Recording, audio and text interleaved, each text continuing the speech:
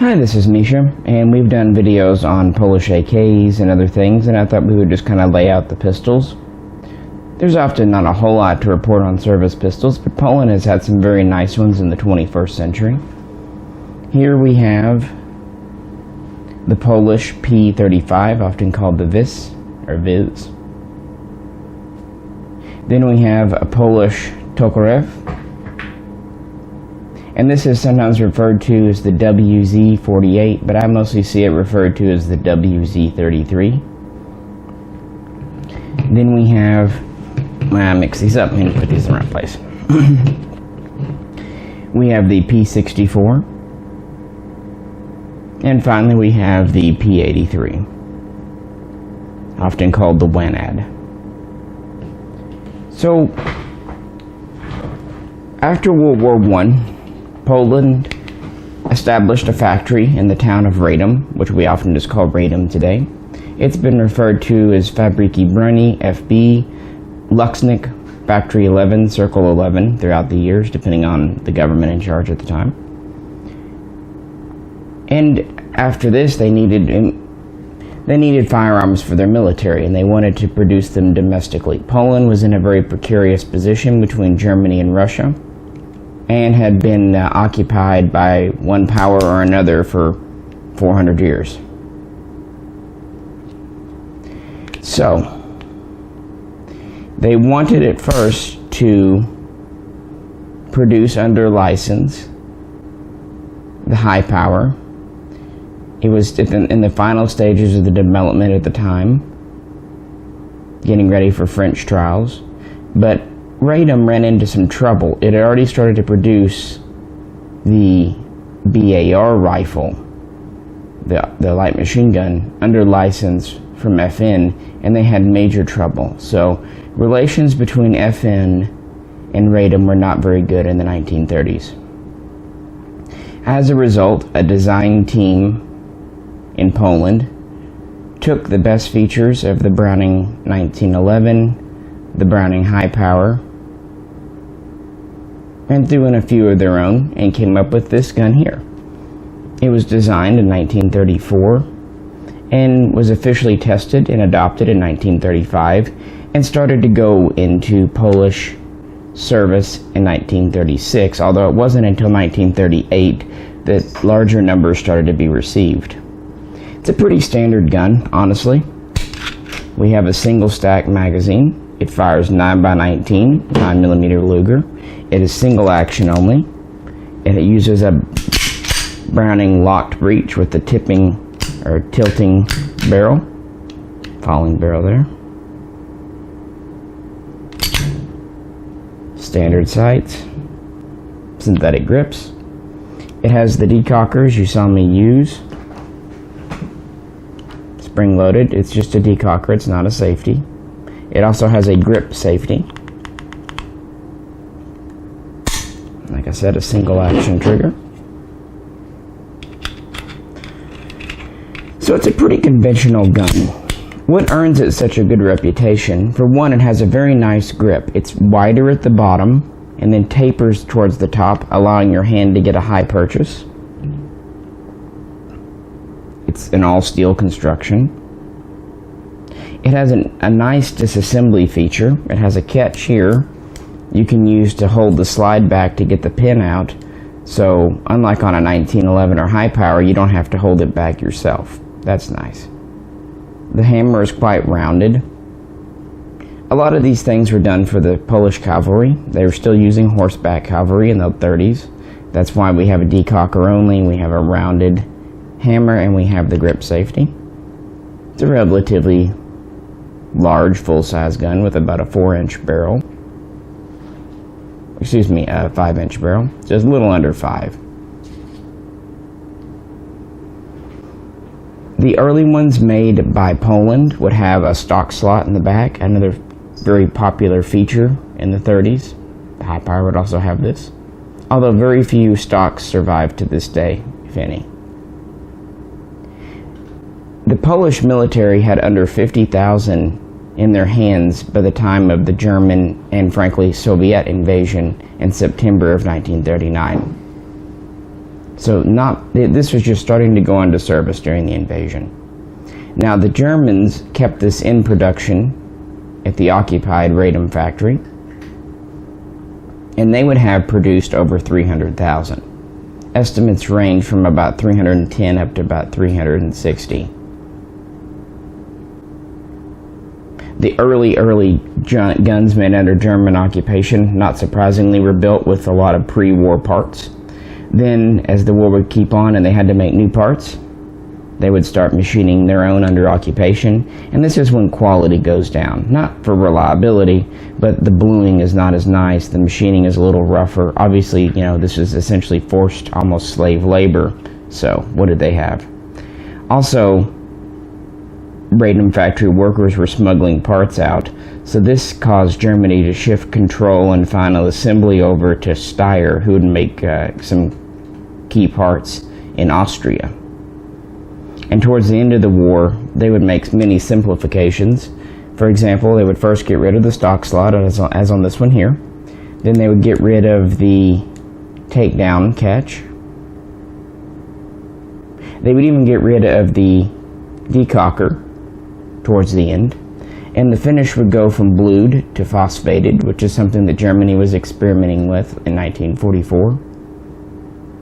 And the very late guns would go away from the synthetic grips to wood grips, which look very much like crate. There's a rumor, it's probably not true, but it's a fun rumor, that they made them from old crates containing cheese. And I've held several, and they do. They have that pattern, looks like an old crate. So they were using just, you know, whatever grade wood grips that you probably could get a splinter off of. But these are very late war guns that came out of the Steyr factory. They're actually quite collectible. So, before and during World War II, you're going to have 350 to 400,000 of these produced, most of them under German occupation. After the war, production would not resume under Poland, because as soon as the Germans left, we end up with Russians. And Poland was more or less convinced to go communist because Russia was still around. So in 1948, the Radom factory began producing almost an exact copy of the Russian Tokarev TT-33 pistol. Like the original Russian, this is also a takeoff on a Browning design. We have a single stack magazine again. We are single action only. We still have a Browning style tipping down barrel. But of course, instead of firing 9x19, now we fire the Soviet standard 7.62x25 Tokarev round. The original gun only had a safety as a half cock. Now this one has a hole in the frame. A little safety was added for import. I pulled it off. It's perfectly legal to do that. So yeah, that's when there's a little hole there. One day I put a little rod in and welded it and blew it over. The early guns would have grips that have the FB logo on them, but this was soon changed to the unmarked grips around 1950, probably because of Soviet complaining that they were acting too commercial. This is also a copy of the earlier Tokarev made in World War II because it has the larger slide serrations. In 1946, the Soviet Tokarev would go to smaller serrations. Polish Tokarevs have nicely blued finishes. They're really better made than the Russian guns, and certainly more than the Romanians and Yugoslavians. But they were also made in peacetime. That said, this gun was not as reliable and really not as ergonomic as the P-35, but the switch was political. For one thing, the ammo commonality with the Soviet Union, and for another, the Soviet Union just wanted its client states to be making its guns. So Poland would make the WZ33 as an exact copy. I've got a holster for it on the table here. I've got a few different Tokarev holsters. Just thought I'd bring it out for table candy. Well, the WZ33 was fine, but it's a large caliber. It has quite a bit of penetration. It's not a small gun. So, After Soviet Russia, let me pick up the right one here, adopted this gun here, the Makarov PM, firing the 9x18 PM cartridge, which is a simple blowback gun. Double action though, single as well, with a decocker, 8-round mag.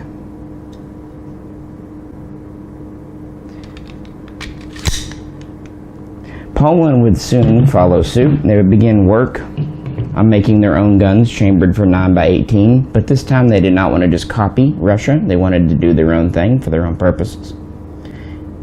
Actually, first came a submachine pistol called the PM63, or the rack. We'll throw up a picture here. It is a open bolt subgun with a 15 and a 25 round magazine capability and a small stock and foregrip, but it was mostly used as a pistol. But it was a very large pistol, but it was firing 9x18. To make it work reliably and safely, the Polish-made 9x18s had hard primers. Again, we have an open bolt gun. And this gun would partially, but not completely, replace the PP-43 that had been in Polish service for quite some time.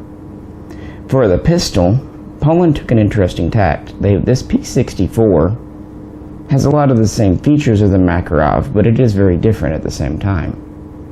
We still have a double action trigger, single action with decocker.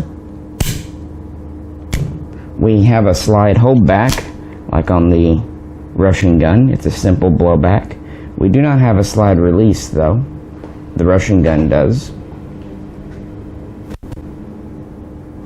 We are feeding. Drop the slide here, guys. Maybe. There we go. We are feeding from 6-round mags that are quite different. And obviously 6 is smaller than 8. The P64, as you see, is quite a bit smaller, although not much lighter because it's still made of all machined steel, than the Makarov. It has a barrel about 3 1/4 inches long, so it's more of a PPK size. It's still finely blued. It uses a wraparound 2-piece grip instead of a single piece like on the Makarov. Early ones like this had a bobbed hammer. Later they would go to more of a shelf style hammer that stuck out a little better. The trigger system is interesting. The double action is exceedingly heavy, and that's to ignite those hard primers. They wanted these to use the same 9x18 loads that the PM63 rack would. By the way, this was made by a design team they began work around 1961 and is often called the Kazak in Poland, which is an acronym for the designers' names. It was a big design team. So they would develop this alongside the PM63, introducing it in 1964, and it would start to go into military service and see field use beginning in 1965. But this is a small gun. So, in addition to its heavy double action trigger, our single is actually quite nice because the spring is now compressed. If you notice too, the trigger does not move back when it goes into single action mode, whereas on the Makarov here, you'll see it does. See? So the trigger systems internally are very different, and that's because when the safety's on with this pistol,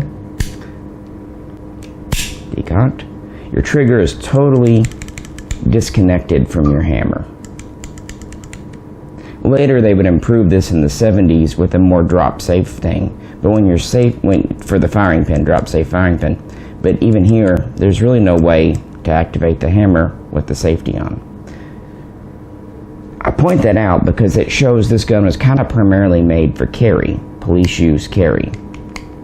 As a full-size military pistol, it left a lot to be desired. We have a heavy double action,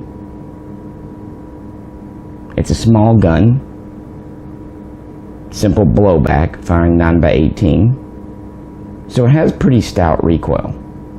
Also, we only have a 6-round capacity. So these are often carried by higher ranking officers, and they were very popular with police. But a lot of the older Tokarevs would remain in service with NCOs and others that didn't mind having a full size, but more powerful and more pleasant to shoot pistol.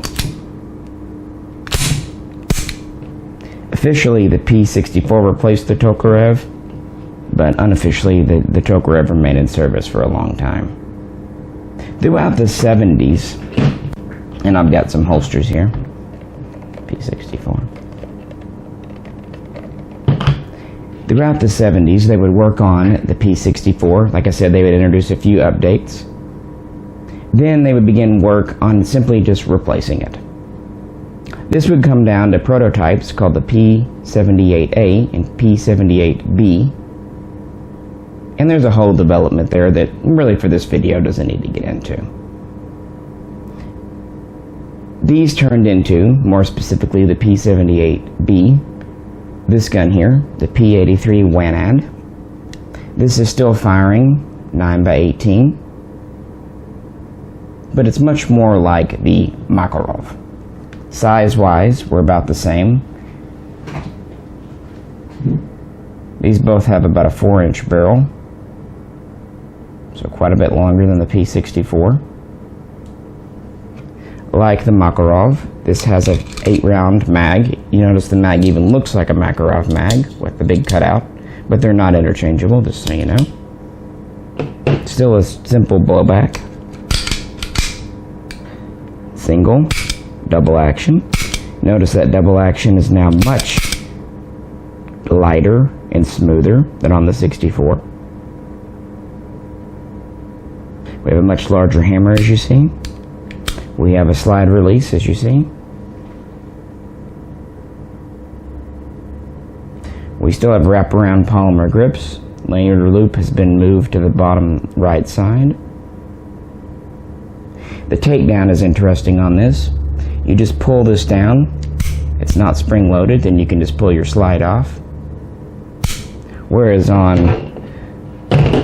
both the P64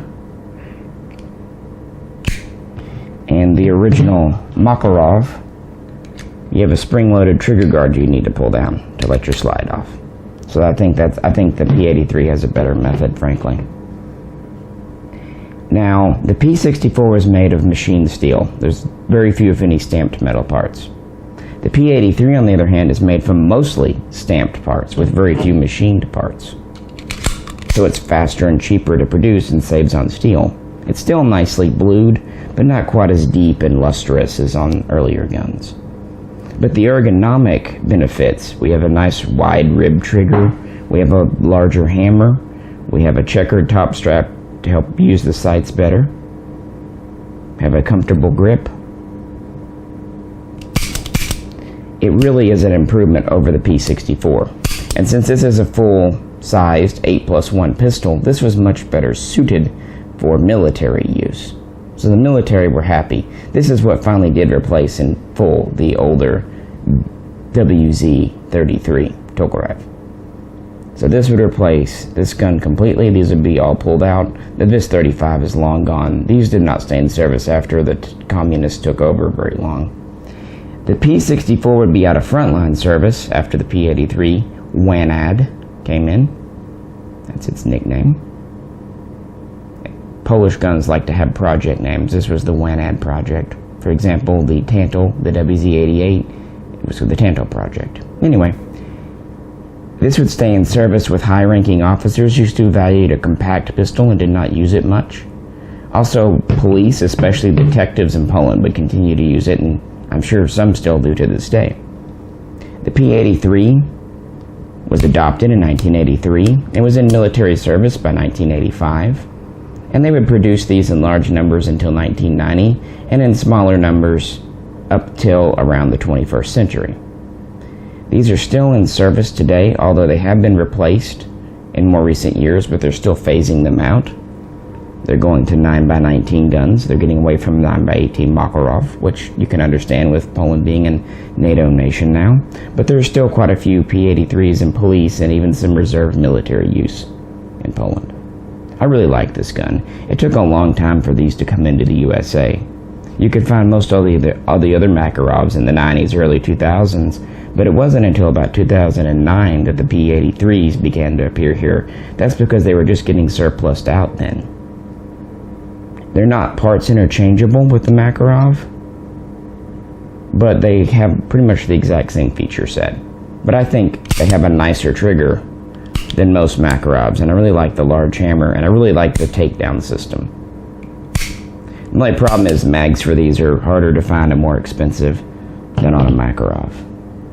But yeah, these were the Polish military standard service sidearms of the 20th century. Just thought we would line them all up. All of these have appeared in other previous videos, but in separate ones. So for more info, you can check those out. If you liked the video, please click like. If you have any questions or comments, we welcome them below. We'll reply as quick as we can. If you haven't already subscribed and could do it, we appreciate every single one of you that does. And if you like com-block firearms, we have quite a few other videos, so please check those out. Well, this is Misha, and please tune in again next time for hopefully more unique and interesting videos. We'll catch you then. Thanks.